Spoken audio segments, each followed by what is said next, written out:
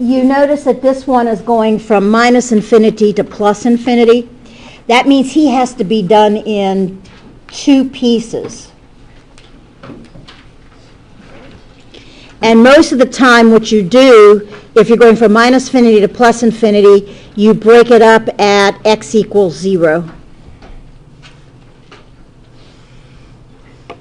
So that this becomes the integral from minus infinity to 0 of x e to the minus x squared dx.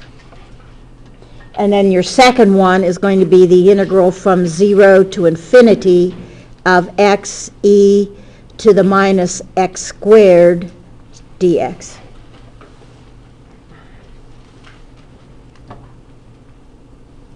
So this sets up as the limit as x, or as a goes to negative infinity of the integral from a to 0 of x e to the negative x squared dx.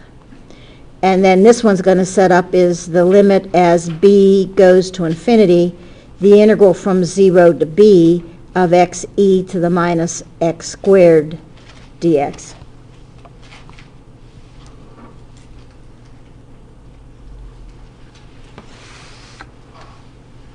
Now this is why we need the bottom, because this is integration by what?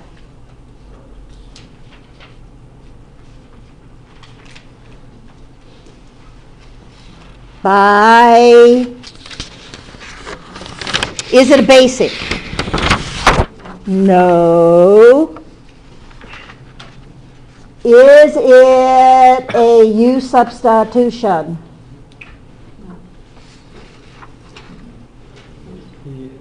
Yeah, if u is x squared, what's du? 2 what? 2x, that's where that x came from. So this is a u sub.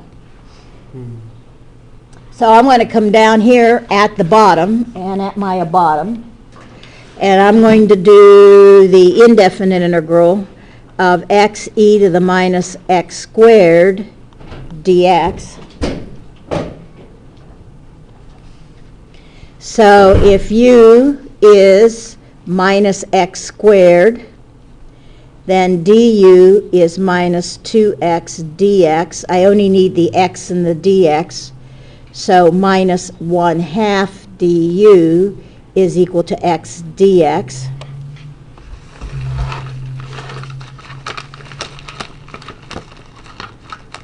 So that this is u, and then x dx is minus 1/2 du. Since I'm going to be using this for both of those pieces, I might as well just do it. So this is the integral of minus 1/2 e to the u du, which is what?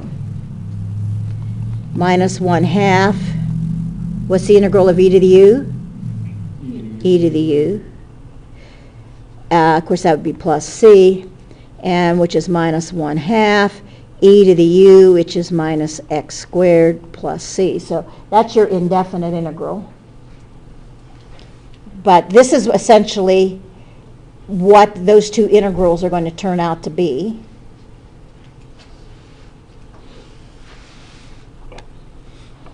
So that this becomes the limit as a goes to negative infinity of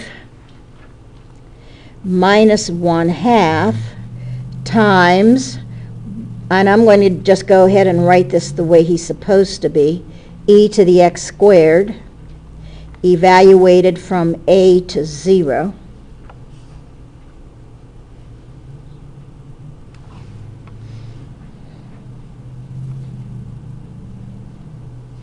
And by the way, in these original integrals, I'm going to add these two together because from minus infinity to the 0 and 0 to infinity encompasses the whole thing. So all I did was split the integral up into two pieces, kind of like when we did areas.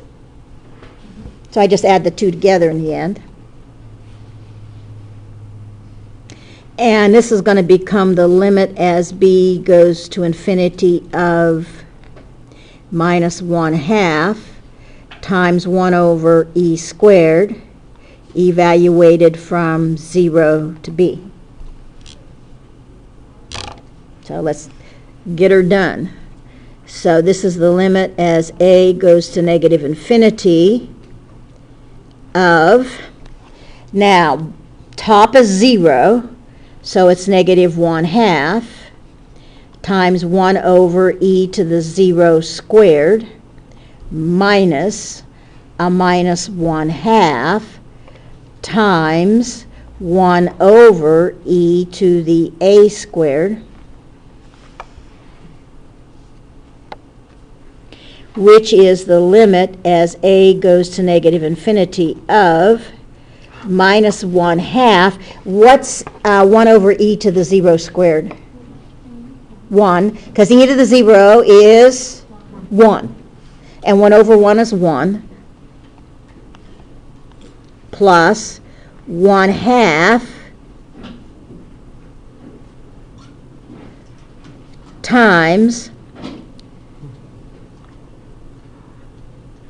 1 over a squared, e to the a squared.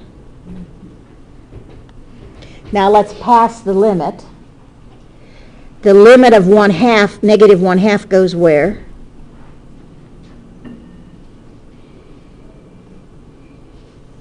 Where's it go? If a goes to negative infinity, where does negative 1/2 go? Is there an a with negative 1/2? No. So where's negative 1/2 go? Is there an a with negative 1/2? So if there's no a there, is there any place you can plug negative infinity in? No. So where does the limit as a goes to negative infinity of negative 1/2 go? 1/2. Negative 1/2. Plus, now, this becomes 1/2 times 1 over e to the infinity squared. Now, where does this go? 0. So this whole thing is negative 1/2, which I'm going to add to the result of the other guy.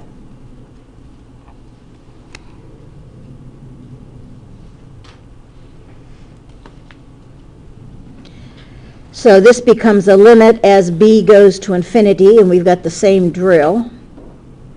This is negative 1/2 times 1 over e to the b squared minus a minus 1/2 times 1 over e to the 0 squared,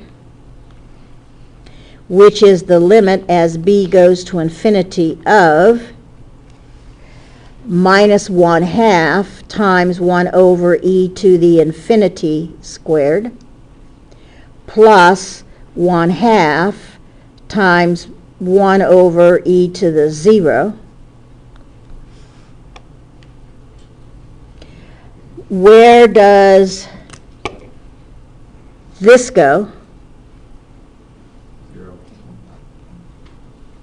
And I have 1 over e to the 0 is 1. And so 1/2 times 1 is, and minus 1/2 plus 1/2 is